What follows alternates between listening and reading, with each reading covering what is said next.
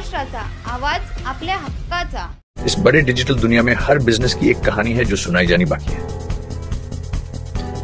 THRM में हम आपके digital सपनों को हकीकत में बदलते हैं। सोशल मीडिया से लेकर वेबसाइट्स तक, SEO से लेकर गूगल माई बिजनेस तक, हम आपकी ऑनलाइन प्रेजेंस मैनेज करते हैं, वो भी ऐसे प्राइसेस में जो आपकी जेब पर भारी ना पड़े। उल्लासनगर से लेकर फोर्ट मुंबई तक हम आपके डिजिटल सफर में आपका साथ देंगे। हमारे साथ जुड़िए और अपने बिजनेस को डिजिटल युग में फलते फूलते देखिए। THRM डिजिटल मार्केटिंग एजेंसी, जहां से आपका डिजिटल सफर शुरू होता है।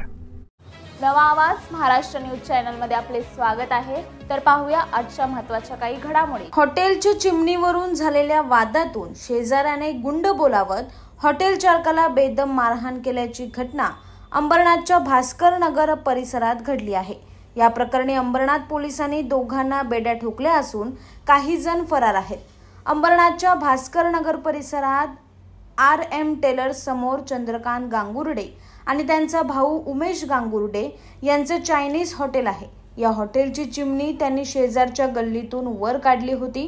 यावरून शेजारी राहणारे राकेश गुप्ता यांच्याशी त्यांचे वाद सुरू होते।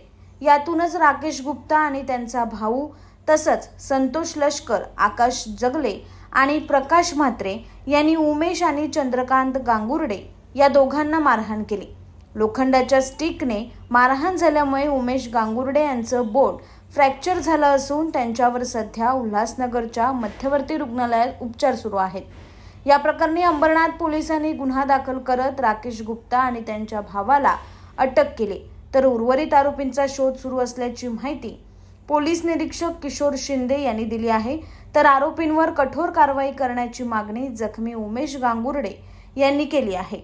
माझं चायनीजचं दुकान आहे आपलं भास्कर नगरमध्ये, तर त्याचे ते चिमणीचं मी आपल्या दुकानाच्या बाहेर चिमणी काढली होती। तो राकेश गुप्ता म्हणून आहे, तो बोलतो ती माझी गल्ली आहे, त्याला स्लॅब टाकायचं म्हणून काल तो बोलला पुढं घे। तर काल आम्ही सगळं व्यवस्थित पुढं घेतलं होतं व काल ते सगळं झालं, पण ते RM टेलर त्यांनी सगळं बसून व्यवस्थित सॉल्व करून दिलं होतं। पण आज यांनी तिकडचे स्थानिक गुंडे संतोष लष्कर यांना बोलून मला आणि माझ्या भावाला पूर्ण मारहाण केलेली। त्यांनी अक्षरशः तो स्टीलचा रॉड काढून बटनाचा रॉड दाबून ते आले आणि त्याच्यानंतर पण त्याचे साथीदार आले, 10 ते 15 जण आले आणि त्या सगळ्यांनी आम्हा दोघा भावांना भरपूर मारहाण केली।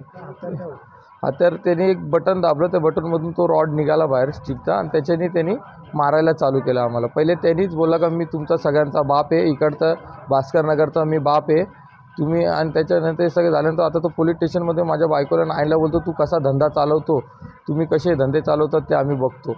एवढी सर त्यांनी धमकी दिलेली आहे। केस झाल्यानंतरही तो अजून धमकी देतो की तू कसे धंदे चालवतो, तुझं बघतो मी काय करतो।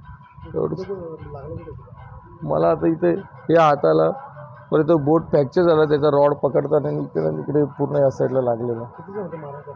ते तरी 7-8 जण होते, त्यांचे नावं ते FIR मध्ये दिलेले आहेत।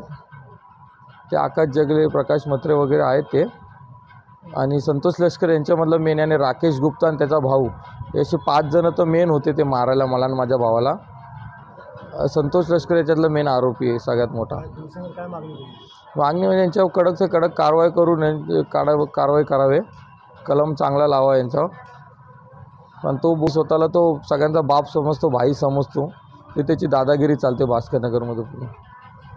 अंबरनाथ पोलीस ठाण्यामध्ये काल रोजी 12 वाजता यातील फिर्यादी श्री उमेश प्रकाश गांगुर्डे हे त्याच्या भावासह पोलीस स्टेशनमध्ये आले होते आणि त्यांच्या बोटाचं एक फ्रॅक्चर झालं होतं।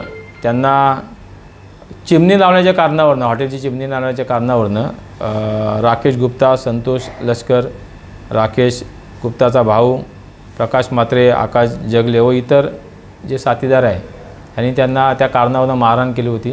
तर त्याच्यामध्ये सध्या आपल्याकडे त्यातील पहिले 2 आरोपी गुप्ता आणि त्याचा भाऊ हे दोघं अटक आहेत।